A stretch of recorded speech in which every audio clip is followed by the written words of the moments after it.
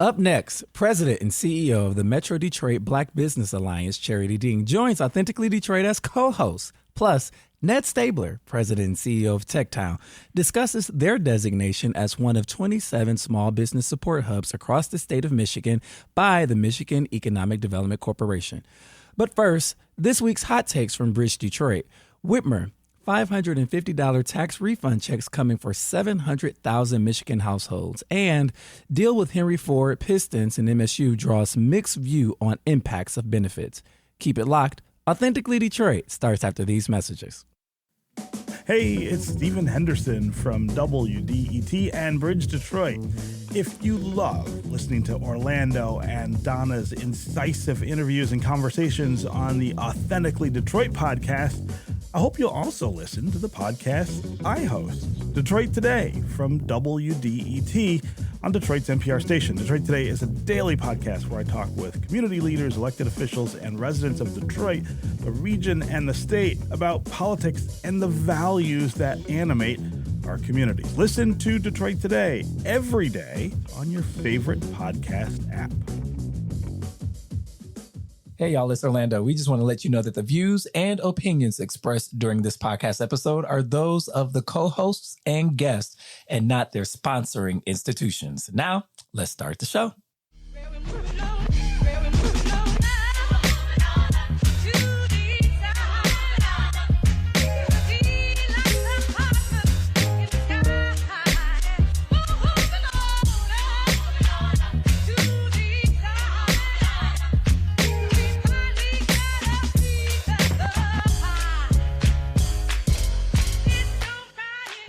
Hello, Detroit and the world. Welcome to another episode of Authentically Detroit, broadcasting live from Cass Corridor at the WDET studios.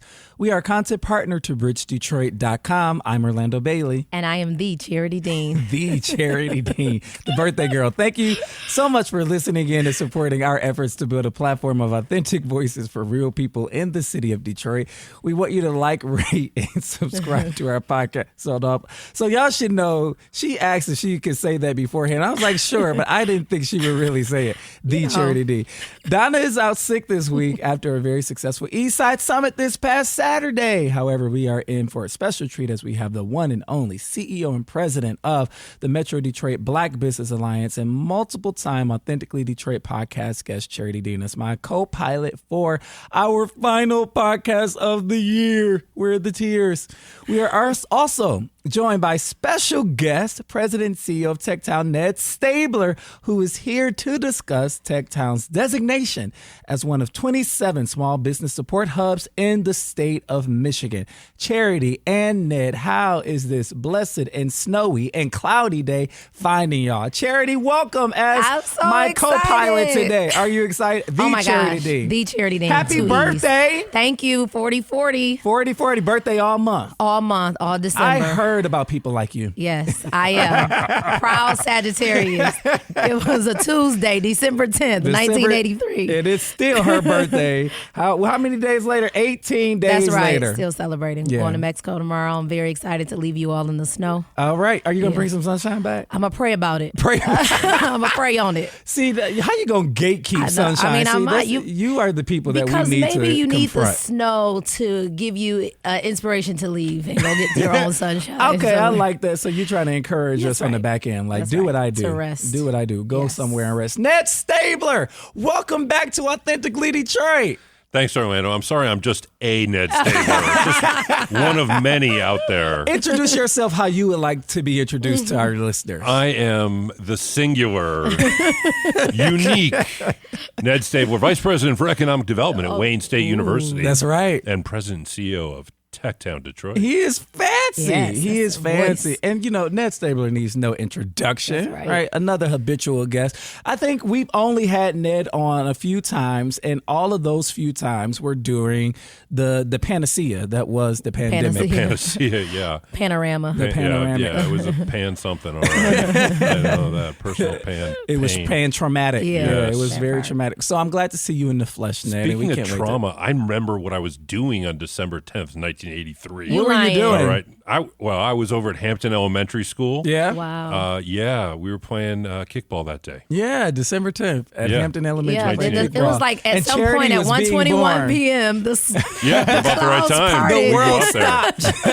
Yeah. It was a silent afternoon when Charity entered. Angels were singing. A star appeared in the east, on the east side. What's your mom's name, Charity? Crystal. Crystal, did you know that your baby girl?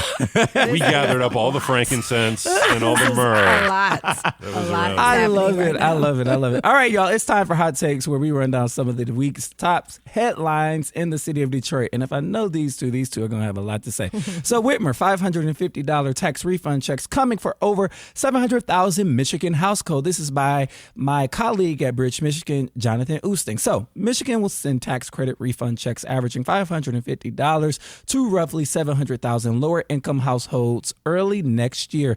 Governor Gretchen Whitmer announced Thursday morning. Starting on February the 13th, the money will automatically go to those who qualified for the Earned Income Tax Credit in 2022 because adult earners combined to make less than $59,187. It's the result of a law the Democratic-led legislature approved in March to expand the state tax credit from 6% to 30% of the federal version.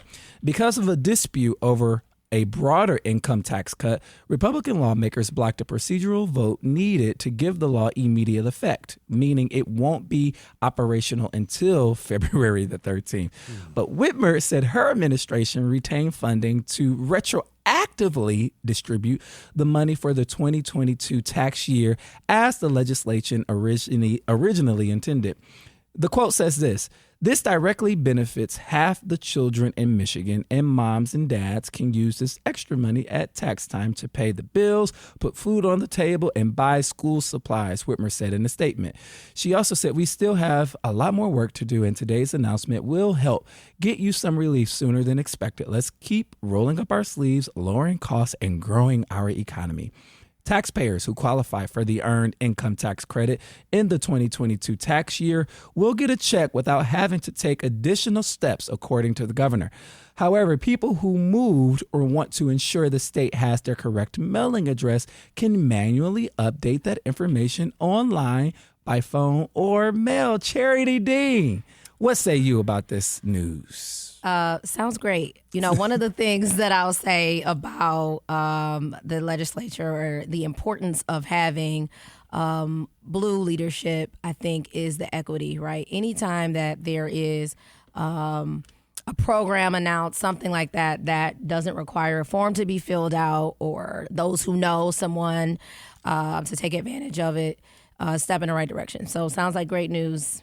Ned, what about you? How you feeling about this? I don't understand how anyone could argue with giving more money back to people who are working and not making all that much money. I mean, That's facts. This is really targeting folks that are, quote, the working poor, right? Mm-hmm. So it's earned income. You got to have earned income, but you're making less than $60,000, which is right around the median income and household income in the state. Mm-hmm. So putting more money back in their hands to me is just a win-win-win, and I don't know why you'd ever be against that. And I don't know anybody who would complain about an extra $550 or so dollars in their bank account. No. I don't know.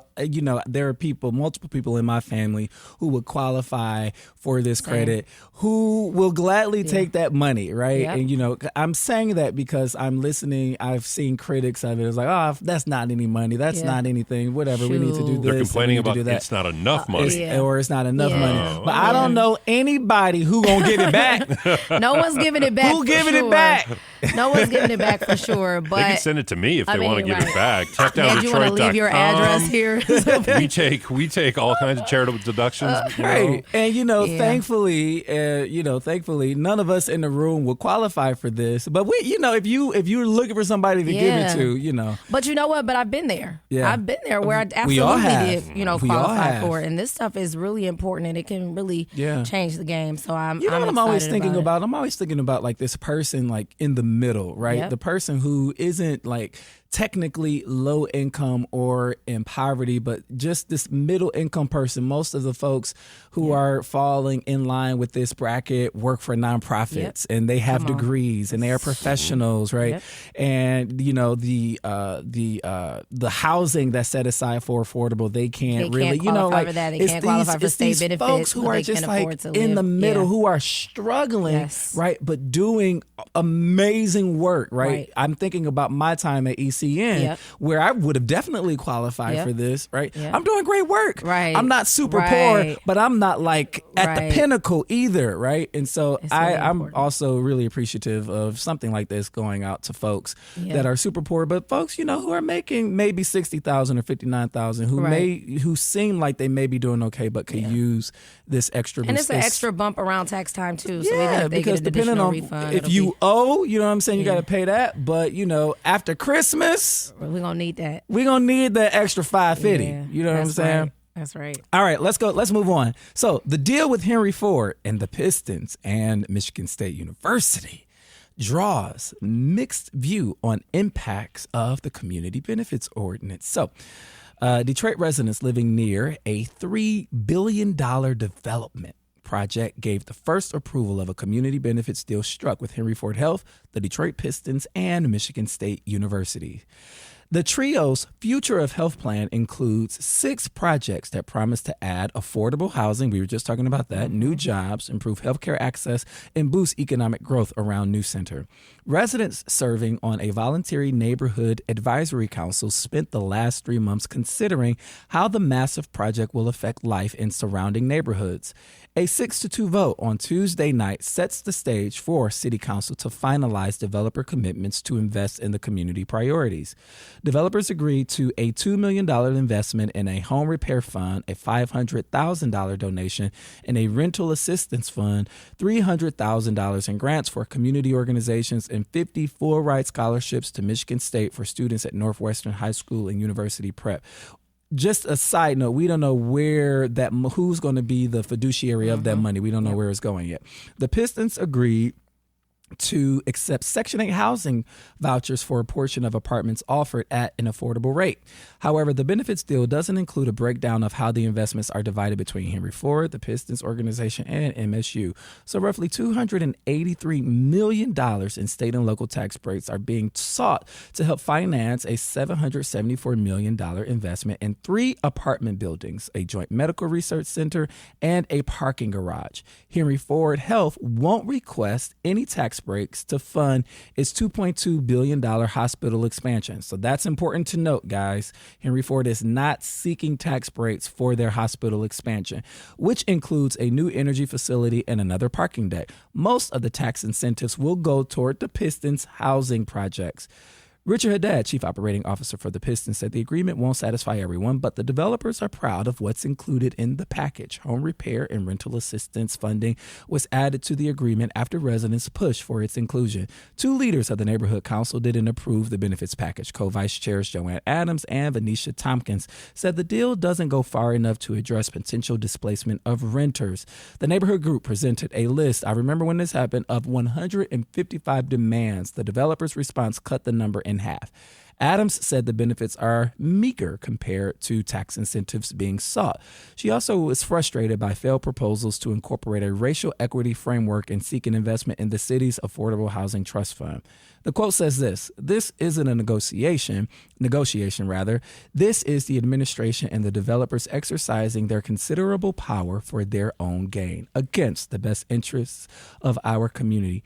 Adams wrote in a statement. Charity, what say you? And I'm really interested to hear from you because you are the former director of the City of Detroit's Civil Rights and Inclusion Office that has a bit of an oversight role along with the Human Rights Commission around how these benefits are actualized. What say you? Well, I have a lot to say. I think we really should look at the community benefits ordinance in general and the process. Agreed. Wholeheartedly, I believe that when I was at the City of Detroit, there were some conversations about doing just that. But one thing that I'll say, not just about this deal, but about every single deal, what is consistently missing, it is missing, I say this every day, is small business. I want to just say, on just full disclosure, the Pistons are partners of ours of the Black Business Alliance. We sat down and I met with Michigan State, Henry Ford, and I've met with them about this. This ordinance essentially silences the voices of small businesses in areas it's not even that the ordinance silences the people. Ordinance is just words on a paper. Right. How you implement the ordinance when you are creating your NAC. That's what I'm saying. There's no thought to say, should we have a small business owner on every single or institutional partner, NAC. nonprofit partner. The NAC it's a political advisory board, in my opinion, where the mayor and the city council gets to choose folks who are probably more than likely going to be allies to get done whatever the developer wants to get done, and you get 2 seats. The community does get to vote. I will say this, in fairness, I'm going to just give you some devil's advocate just for 2 seconds, and then I'm going to go back. But we can argue. Detroit is the only major municipality that has a community benefits ordinance like this. So I want to give us credit for being progressive in that way. But the current ordinance, as it stands, I'll give Sugar Law Firm the credit for us being progressive in that way, because they brought that ordinance originally, and the mayor responded with an ordinance sponsored by Scott Benson because he had to. I know. Okay. But I'm saying Detroit. I'm not talking about people All Orlando. Right. I'm just saying. I'm saying our city is progressive in the fact that we have this thing. Yeah. It needs pure reform, right? Agreed. The idea that, to your point, the way the NAC is divided is that the planning department and the mayor's office get certain seats, city council gets certain seats, and then the community gets to decide, and it's not equally shared. That's an inequity that is in the ordinance, but even the process. Because what happens, and I'm going to get in trouble, I'm going to just say it, what's going to happen is the community will vote, and they'll say these things that they want. And then developers or whoever's on the other end of the project, they still have to go through another level of negotiations with the Detroit City Council. With the council with Detroit City. And the DBRA. So there is no this is what the community wanted and it's done. It's okay, we got to go here, and then we're about to go right back around to each. Everybody, what you want, what you gonna get. And so we have to really think about what is really benefiting the community and what kind of environment do we want. And I will tell you this, from my perspective, the Black Business Alliance, I'm always advocating for small business and Black business, and I have yet to see. I have yet to see if your economic development policies do not include small business. I mean, we got Ned here, right? Then what are we doing? And so when we met with our friends at the Pistons and Henry Ford, I'm like, look, I'm not going to be the one to talk to you about affordable housing. There are people that are going to do that. I'm not going to talk to you about rental rights. You got the folks in the community are going to do that. How about folks that actually want to have businesses in this area, right? How do we create environments? Can we have a tenant improvement fund for small businesses so that they can compete? Black businesses can compete in this area. In this area. Can we do housing, and then can we also have market housing so we can build wealth? Is there wealth opportunities in how we're doing community benefits, or is it always you got to be super, super rich or qualify for affordable housing? Because where do I fit in? If I'm thinking about Charity Dean, where do I fit in, right? So good point. Ned, what say you? Well, it's tough to talk too much about the specifics about what got approved, as part of this. I will say that in terms of displacement, my understanding, and we're right across the street, so this is happening. TechTown, this is all happening just on the other side of 2nd Avenue. Burroughs. The old Burroughs building is One Ford Place now, which is going to get turned back into housing as part of this. The one thing I will say is that displacement, most of that housing is going into an office building, what's currently an office building, and the new housing is getting built on a parking lot, right? So it's not like they're taking a whole bunch of existing residents. Now, look, as property values rise, you do have, but there aren't a whole lot of people that live in the footprint of this area. It is largely the hospital office and what I always have described as an aircraft carrier-sized parking lot. They are. I walked the hospital. I saw the hospital within the impact area, and I would like to say that the impact area is drawn. Like there is no community-wide or arbitrary process to even draw the map. To draw the map, right? Because so you have folks like Yusuf Bunchy Shakur, who this is going to affect, who is left out, who they drew the boundaries of the impact area around. You have Northwest Goldberg. they don't want it with Yusuf Bunchy Shakur. I'll say that. And Yusuf is a habitual guest on this show, and every time we come on, we got to put the parental thing on there because he's gonna say what he want to say. And Daniel Washington over at Northwest Goldberg, right? Yeah. And so the way that these maps are drawn doesn't seem equitable. And in the very beginning, they were talking about, you know, a racial equity framework that was shot down. And the other thing about this, I would have liked to hear more from the Pistons. It's not really Henry Ford that's asking for the tax breaks, and they're sort of bearing the brunt and sending their person out there to speak on behalf of all three in the person of Denise Brooks Williams. And one thing, the final thing that I'll say about something that she said is that, you know, the main community benefit is that you have a world-class hospital in your neighborhood. Stop it. Y'all stop. So here's that's insulting. Here's my thing. First of all, a racial equity framework is not a benefit. It really should be the process by which the city does everything that it does, including its community benefits. I agree. process. I don't think it's a making sure they're equitable should be a baseline. I think that was the framework that they wanted to do work from and figure out the benefits. But what I'm saying is, for that project. But what I'm saying is the planning department should have a racial equity framework. Facts. Through which it does not just for CBO processes, but for every process. And I'm not saying that there aren't folks that are thinking about that, but if you are using it as a tool every day to make your decisions, then inevitably, you know, the work of racial equity has to be intentional. It does not happen on accident. It's not neutral work. It's not. So that's what I'll say. But I will say this, in fairness, at least specifically to this project, I had to have multiple really positive meetings with the folks over at the Pistons and Henry Ford. My issue is with the community benefits ordinance generally. My issue is with the community benefits process generally. The way in which the timeline is too short. And folks are not given enough time to arm themselves with information to make. But you've also created an environment where it's like, these are my demands. Like that's not, in my opinion, community engagement. Mm-hmm. So when we first met with them, it's very transactional. So when we first met with them, it was designed that way. Well, I told them, I said, I'm not giving you a list. I don't do that. Like, I want to partner. I want to do real work. Mm-hmm. So we made a commitment to partner. I'm not going to give you a list, because what you'll do is you'll check the things off the list and you'll either say we did or we didn't, and then you can move on by your way. And we're like, well, we're not going anywhere. We're going to be here for a while. We want real partnership. And so I think the way the process is set up, so now you got 155 demands. And they're called demands. They're called demands. Just calling them demands sets it up in a way that's not a partnership. No. You don't demand things from your partners. Yeah. Right? That's exactly right. And if I'm going to be here for the long run. What are y'all talking about? We are talking about a large educational system and two corporations. When have either three ever played nicely with poor black folks in a neighborhood? For sure. What are we talking about here? But this is my point. So by responding and saying, like, you're continuing the narrative by saying, I'm going to give you my demands. My thing is, you're going to be here for a long time. Let's have a 30-year partnership, and let's define out what that looks like. But that's why the NAC needs to be expanded, because we need a voice like yours. We need we need folks who are living this, right? And who are frustrated, right? Who feel like history is their impetus to write a list of demands, but also practitioners in this space, like a charity, like a Ned, or an institutional nonprofit partner like Northwest Goldberg Cares or Mama Akua House, who can speak But they need to be involved. My point is they need to be involved throughout, because what happens is this is how systemic racism lives on.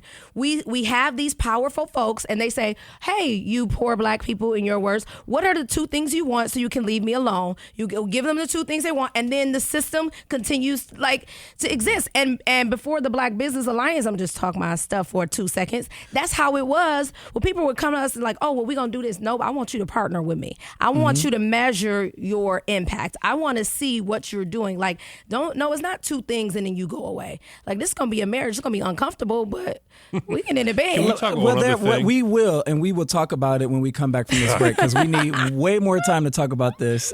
So we'll be right back. We got Charity Dean as guest co-host and Ned Staebler in the studio. We'll be right back. Founded in 2021, the Stoudemire is a membership-based community recreation and wellness center centrally located on the east side of Detroit. Membership in the Stoudemire is available on a sliding scale for up to $20 per year or 20 hours of volunteer time.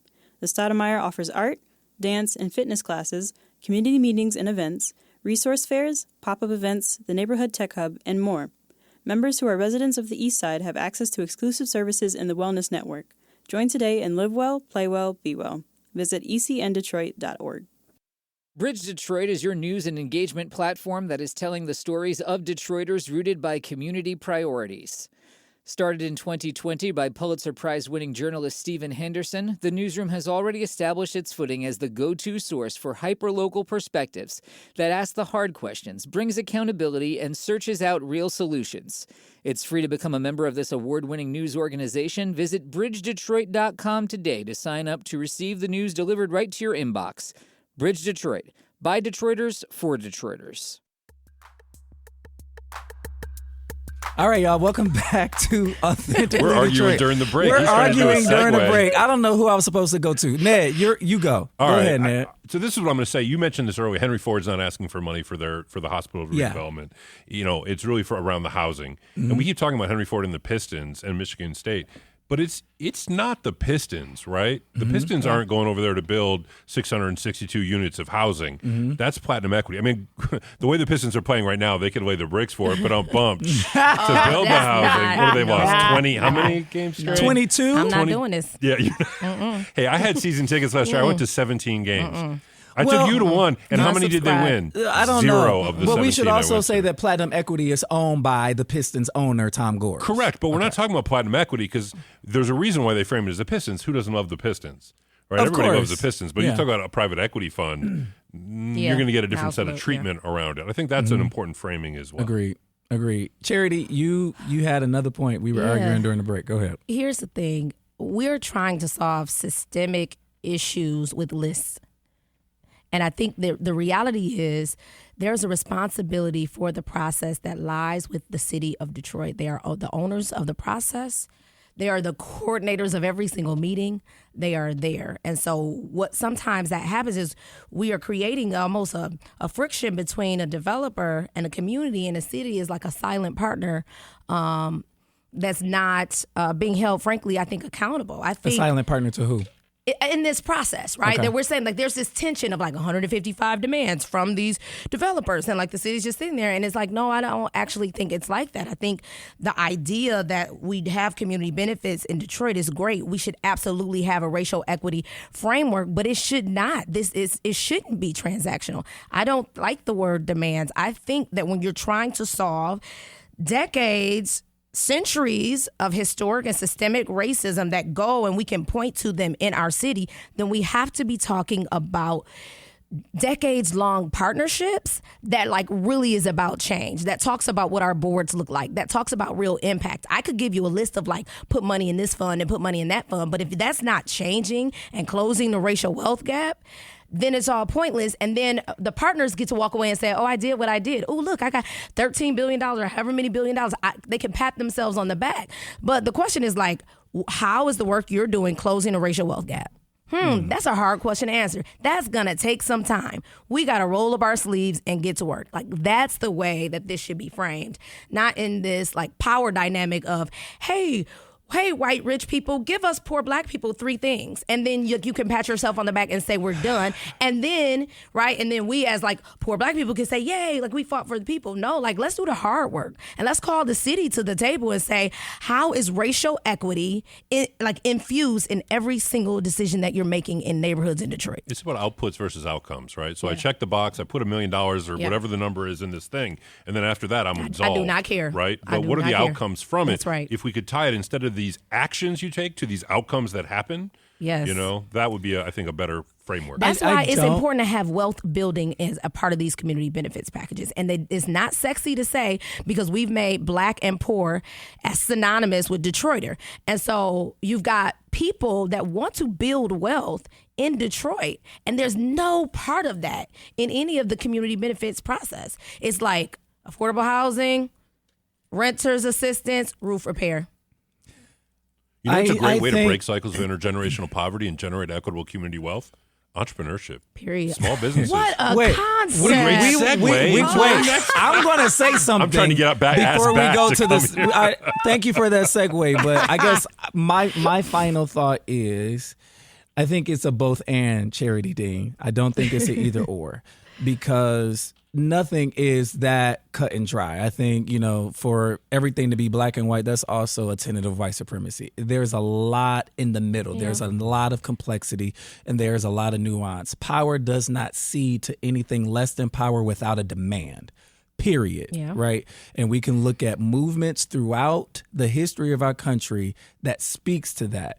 I love what you're saying about entering into partnerships and agreements and it being uncomfortable and carrying that tension. And I love that. You know why? Because Henry Ford gonna be here. Henry Ford ain't going nowhere. And we gonna outlast every mayoral administration, planning department, or whatever. And so we can have this tension. How do we make it productive? I agree with that. And so you can demand that, is all I'm saying. You can demand that it be more than a list of demands is. For sure. All right, let's do this segue. See, y'all, look how we can model productive discussion. I love it. TechTown, most of the problems we did already. In Detroit. TechTown Detroit announced in November its designation as a Michigan Economic Development Corporation small business support hub, along with $3.4 million in funding over 3 years. I just asked Ned for my $20. The award includes approximately $400,000 in funding that TechTown Detroit can provide directly to individual businesses as technical assistance grants. TechTown Detroit's application was submitted in partnership with Eastern Market Partnership, Prosper Us, the Build Institute, and the Michigan Small Business Development Center. In total, the MEDC designated 27 new small business support hubs across the state, totaling $73 million in awards. The program is intended to assist small businesses disproportionately impacted by COVID-19 through investment in entrepreneurial hubs statewide. From January 1st, 2024 to December 31st, 2026, the allocated funding as a small business support hub will support approximately 3,303 entrepreneurs disproportionately affected by COVID-19 across Wayne County. That's quite an intro and quite a tall order, Ned Staebler. Tall orders are my specialty. Yeah, I mean, you're pretty tall. You're pretty tall. I got it.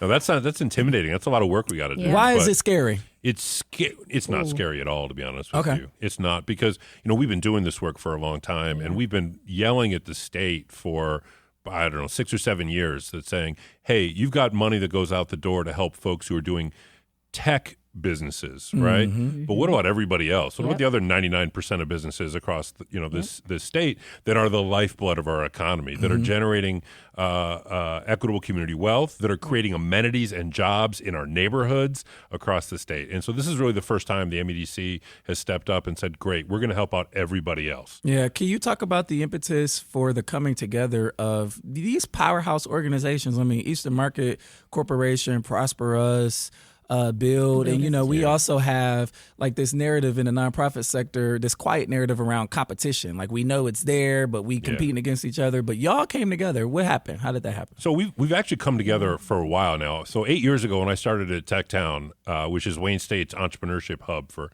those of you who don't know it, I heard about this. People didn't play nice. There was a mindset of scarcity, a shrinking pie, yada yada yada. Pick your metaphor.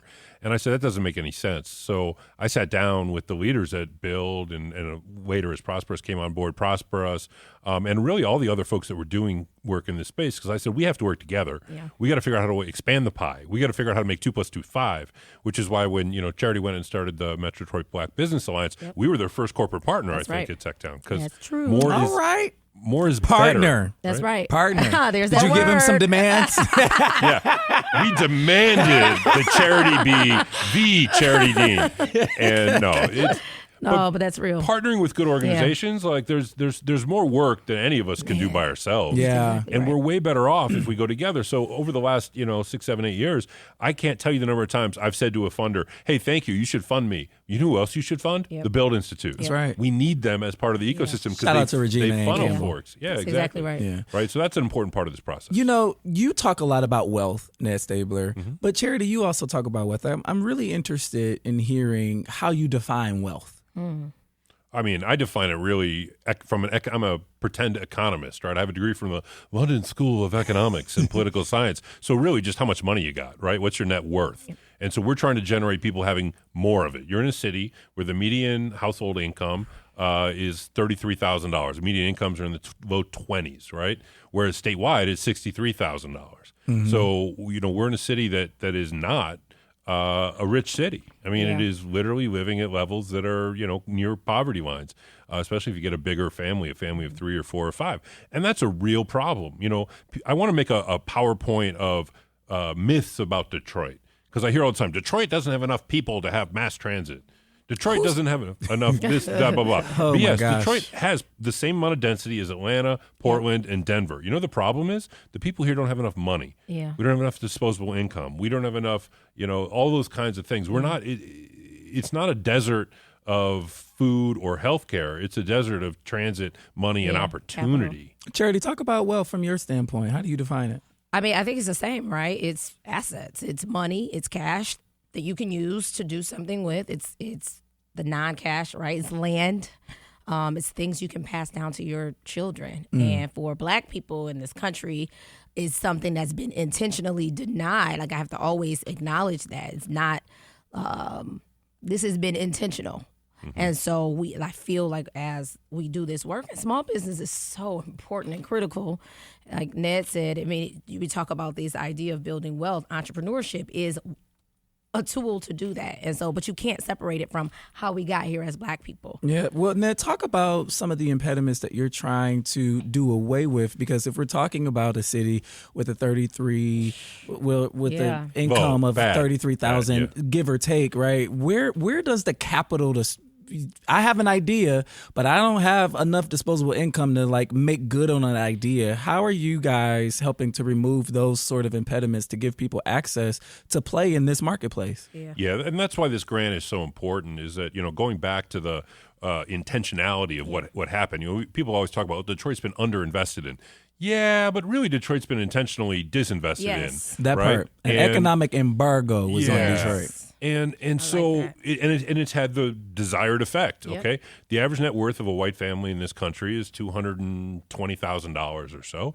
The average net worth of a Black family in this country is $20,000. Right. So when my wife, and for those of you who don't know, I'm white. When my wife and I, Good. You're white?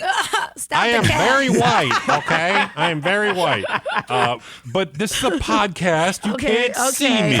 Okay. And so you shouldn't make assumptions And I am about Black. people. I should say I am Black. Really? Who knew? But okay, I'm just saying, for people who don't know who are listening to this podcast, that's true. right? When my wife and I started a small business 12 years ago, we came out of our pockets for the startup cash. It wasn't a ton. It was $15,000, $20,000. We're not talking about millions of dollars here. But the net worth of average white family is $200,000 and a Black family is $20,000. So if you need $15,000 and the net worth average is $20,000, you're not coming up with that out of your pocket or putting it on your American Express card because you're unbanked and you don't have credit or you don't blah, blah, blah, right? So that's what this money is going to be able to help, remove barriers for. Here's $10,000. Here's $20,000 to help you start that business. So your small business support hub funding is for direct cash assistance. It's both. So there's $436,000 or so that we can give out in grants of up to $20,000. So, That's great. If you say the average is 10, there's 40 businesses that we can write a check to and say, hey, you need $10,000 to help finish out your build out or buy your point of sale machine or get some starter inventory. That's huge. Here's $10,000. I got That's huge. so many more questions about this, but we're going to take a quick break. We'll be right back with the president and CEO of TechTown Detroit, Ned Staebler, and my guest co-host, Charity Dean.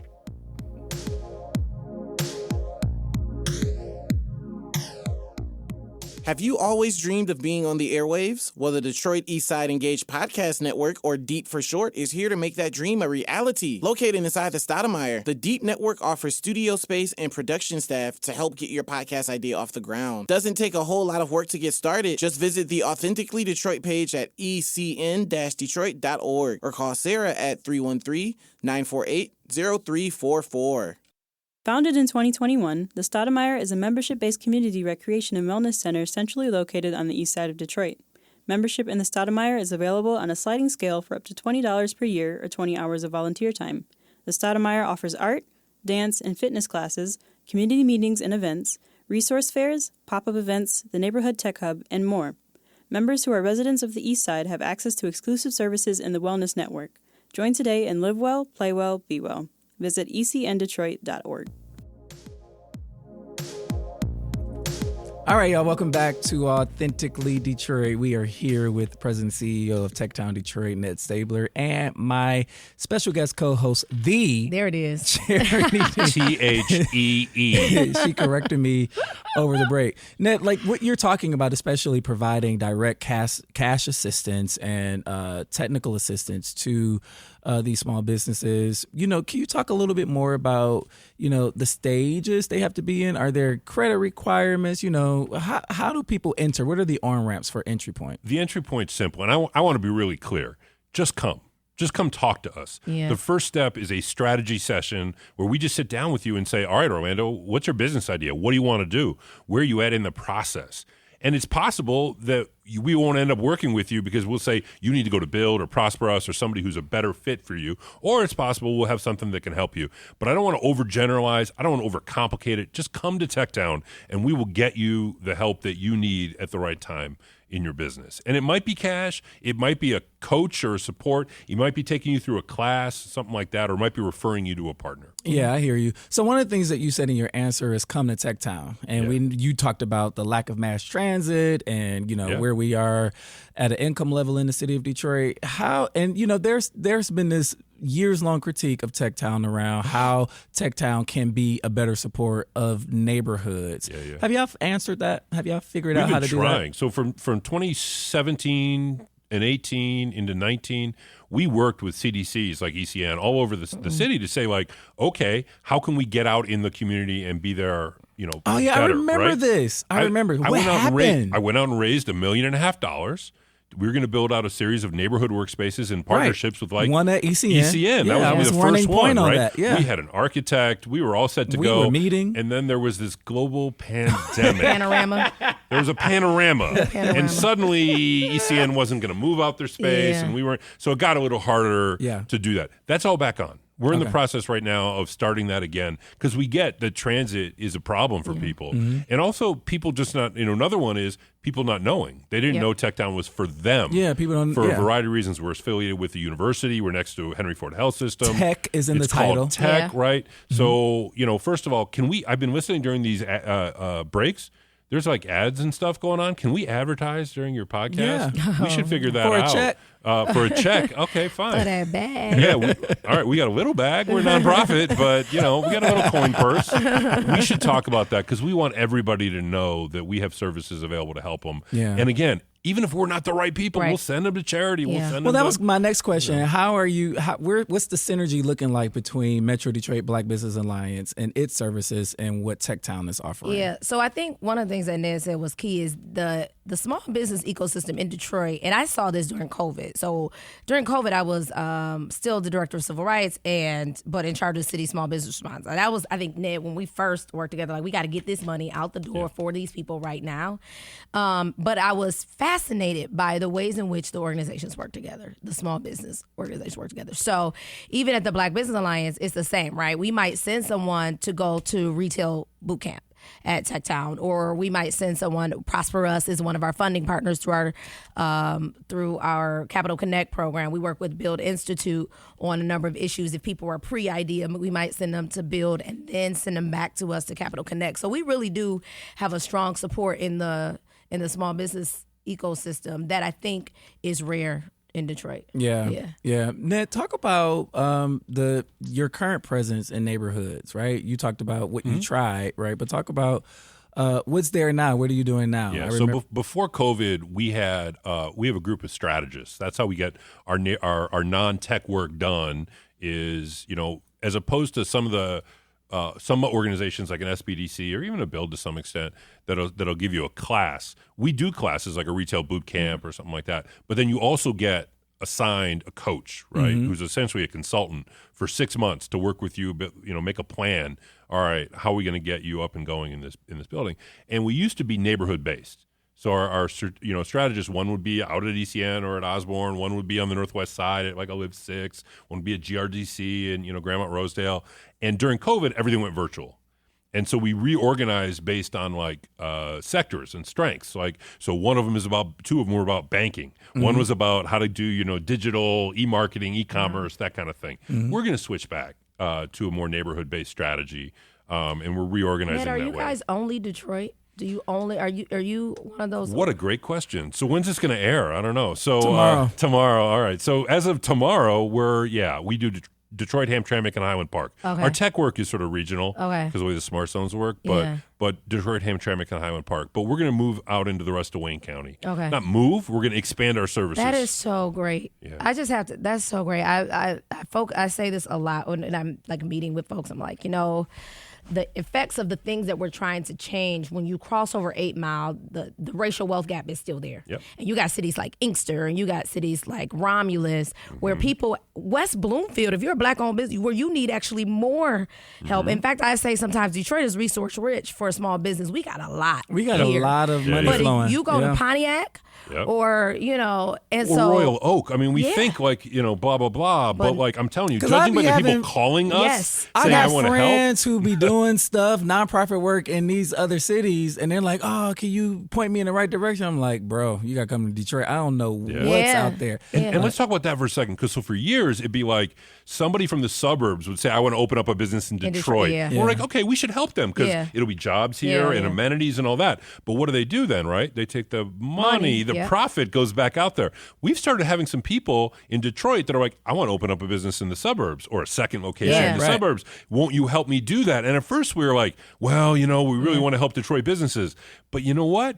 I'm okay with that. If you're in Detroit, you're going to go open up. Can I say Yeah. You just Hell did. yeah. Because we out there. But I mean, if you also- look And at bring the your money data- home. Also, Look at the data Detroit Future City puts out consistently I that love shows this exodus of Black Detroiters Yeah. in the inner ring And suburbs. guess so what? we need to be serviced out it's there as easier well. to open a business in the suburbs. So much easier. It is. Let's say it again for Talk all my about it. friends at the city it is so much easier to open a business in a suburb. Everything every decision city council has made has said, do not do business here in Detroit. It's so I there's the said saying, if you can make it in New York, you can make it anywhere. While we're swearing, I always call No. bullshit on that because, like, if you can make it in Detroit, Detroit, you can hell make it yeah. anywhere. All right, It is my so 12-year-old can make it in New You York. cannot Like, that's operate easy. a cashless business in Detroit today. It's a criminal misdemeanor. Okay, I'm just saying. No. So- So let me since we're going this route, I But would there's an like. equity reason for that, There- right? there- in theory. No, it's not because you But- can have a cashless parking lot, Ned. But in theory, Oh, in- good point. yeah. But here's I the like thing, those. Those are and, convenient. Yeah, they are you bring convenient. out a level What a of thought. nuance though that I want to bring to bear because I understand like the pushback against the cashless business. Because but, it's a- but both of you operate also not only within your organizations but within the policy space. Tell us why that's important. Cashless or not cashless? No. Or why is we're in the policy important? space? Why is the policy important? White men, listen, white man. Listen Sorry, to the I got to question. get like 500 years of privilege out my ears for a second. It's clogging it up. That's funny. The policy space is super important because the policies impact how this works, right? So this is something, and I'm gonna cause some problems for my friends down at the city because there's been a report out for like 5 or 6 years now of like all the steps you have to go Yes. through to open up a business in Detroit. They picked 30 cities. It's like the Institute for Justice. I mean, they picked 30 cities around the country, and they went and did it for 4 different types of business. How many steps you got to go through? And Detroit's not the worst, but it's not good. But they say you got to go to 13 different agencies, government agencies, fill out 17 different forms, pay 12 different fees and licenses and all that kind of stuff, right? we should be looking at that and just saying, all right, how do we reduce it? How do we make it so you only got to go to 5 places and fill out 7 forms and pay 3 fees, right?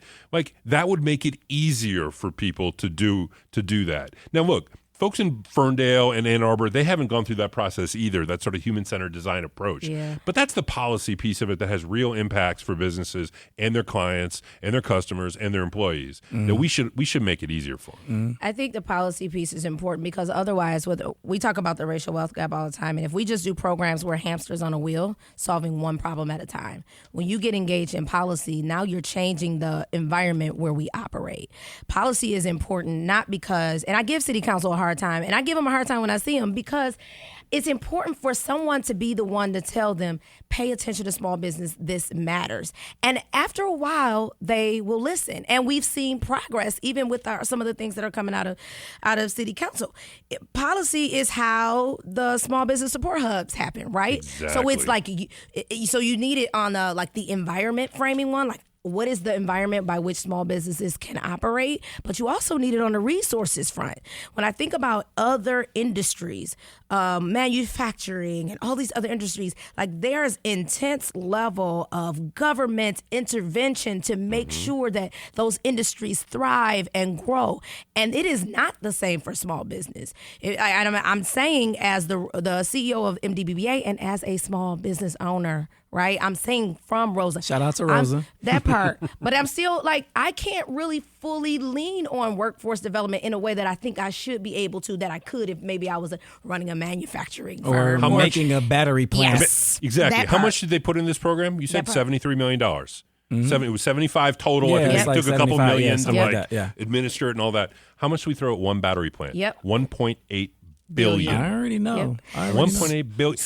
We could support every small business in the state for 15 or 20 years for $1.8 billion. And that's critical. And I want, that's just why we tell our members all the time, this, you know, we're not asking for a favor here. The resources that are being distributed are our resources that we pay into. We're paying we're paying property taxes. We're paying income taxes. We are paying employees. We're contributing to the commercial corridor. So we're not asking for favors. We're saying, let's have some equity here, because if every small business, like when GM went on strike and I'm like solidarity, imagine if small business went on strike, how would your neighborhood look? Yeah. How would one day? Pretty desolate. And you talk about neighborhoods. What's the thing everybody wants to talk about right now, which I'm really excited they're finally talking about? Population. How do we get more people? And you go and look. Yep. Every metric, every survey, every poll, every whatever. What do people want? What do they want to live around? Where when you're thinking about a location decision for yourself, not for your business company, what do you look around? Does anyone ever say? Does any list ever say proximity to a manufacturing I would plant? love to near their battery. Boy, I really want to live next to a near smokestack Chrysler. that's going to whatever. No, every single one says I want small businesses and cafe, restaurants and bookstore. walkable I want a urbanism, grocery store. amenities around. I want to live in a walkable neighborhood, and I'll pay more to do it. Yeah. I sure Go talk do. to a real estate. What's the 3 most important things in real estate? Location. Location, right? Not proximity to a manufacturing plant. I want to live near restaurants, coffee shops, and things. And All right, policy is important in order to get that. We're running out of time. Ned, tell folks how people can take advantage of the support hubs. So first of all, TechTownDetroit.org. That's our website. That's where it all starts. We will refer you to one of our other partners if you need, but come and sign up for an absolutely free, no cost to you, 1-800-CALL TechTown. That's not our number. And we're not giving Mark Bernstein free ads right now, but I love him. But there it is. That's my boy, screaming. So Jumana gets equal time here. But anyway, come to TechTown, TechTownDetroit.org. And check it out. Come over to 440 Burroughs in Midtown, and we'll hook you up. Another question real quick just popped up in my brain when, as we talk about neighborhoods and as we talk about, building wealth in neighborhoods and folks having access. I think, a huge champion of that is our beloved friend Marlo Stoudemire, right? He was a tireless advocate for amplifying and lifting up neighborhoods. And I get the opportunity to host TechTown's Toast of the Town event every year, where I throw in some pieces where I get to roast Ned a little bit. But you all named... It's too easy, though. It is. You all named an award after him. Tell me why. Okay, you said it. Marlo was a champion. He was. Right? Yeah. He was a champion of small business. And before we did that, we wanted to talk to Valencia and make sure, she was okay with it. We wanted to talk to, Donna to make sure, he's been so active on the east side. We want to make sure we weren't, stepping on people's toes. And then we wanted to make sure we could give it out, award it to people that really, like Marlo, woke up every morning thinking about how do we make equitable change in our community? How do we support small businesses that are going to do right in Detroit? They're going to hire, Detroiters. They're going to, be Black owned. They're going to be supportive of generating equitable wealth. And I think we've been able to name some really great people. And we really thank that I love that Valencia comes and gives out that award every year because, she continues to do that great work and live on and promote that legacy. But, Marlo is a friend and a mentor to so many of us. And, him passing at a time when there was a lot going on in the world. I don't think we took note of it enough because of the situation that it was in. That was a rough month. Yes, it was month. Very rough, very rough. All right. Well, thank you, Ned. Thank you for being on.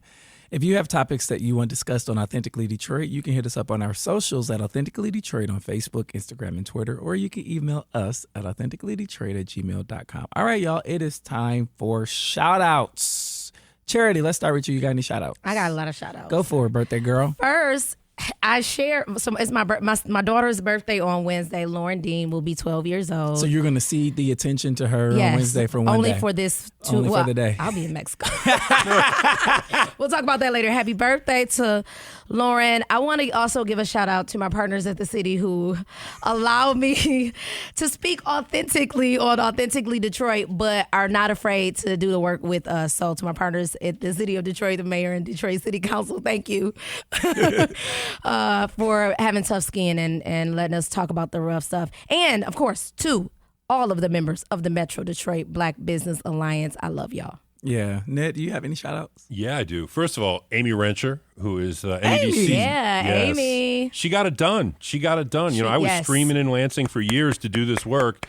Amy goes up there and in like 3 months, it's all taken care of. Here's $75 million to help She's small been the businesses. bomb for a long time. I agree. Yeah, she's awesome. And then I'll also throw one out to our partners at the Build Institute, Regina Ann Campbell. At Prosper Us, we've got now Paul Jones is coming over. Paul Jones is on. And, I want to say there's a common thread here. These are both, Paul used to be at Wayne State and TechTown. Regina used to be at TechTown. Oh, yeah. Amy used to be at TechTown, she TechTown. did. We're taking over the taking world. over. Oh, so we have like Midtown University, like TechTown University, like we have Warren County University on the east side. There you Like go. ECN does the same thing, churns out these amazing You've reminded folks. me. Reminded me. The last one I'm going to throw out is the new president of Wayne State. Yeah. Kimberly Yes. Espy. Dr. Yes. Kimberly Dr. Espy. Kimberly Espy, Yes. who she came in and she's only been here since August, so that's 4 or 5 months. She already knows my work better than I do. Let me tell you, and mine. I have been That's dope. in a room That's with this dope. woman so many times now. She is really sinking her teeth in, trying to get the lay of the land, and I like how she's doing it. Yeah, So good stuff. shout out to her. I would like to shout out my trusted co-host Donna Givers-Davison, who could not be Yes. here Feel better soon. because better. she's not feeling well. Feel better. The Eastside Community Network put on a magnificent summit, Eastside Summit, last Saturday. I was privileged to moderate a panel with Speaker Joe Tate, Councilwoman Letitia Johnson, Senator Stephanie Chang, Commissioner Jonathan Kenlock, Commissioner Tim Killeen. Mary Sheffield was supposed to be there. There was a scheduling conflict there. And so I also want to shout out Mary Sheffield because here's the thing. The name of the summit was Pathways to Justice. And I don't know any other legislator in the state of Michigan and locally who has sought to pass more justice-oriented legislation than a Mary Sheffield, right? And her voice was missed from the conversation. And I told her that privately, and I wanted to say that publicly. So shout out to y'all. Thank y'all for listening. We will see you next time. Yes. Thanks for having me. Thank you. Very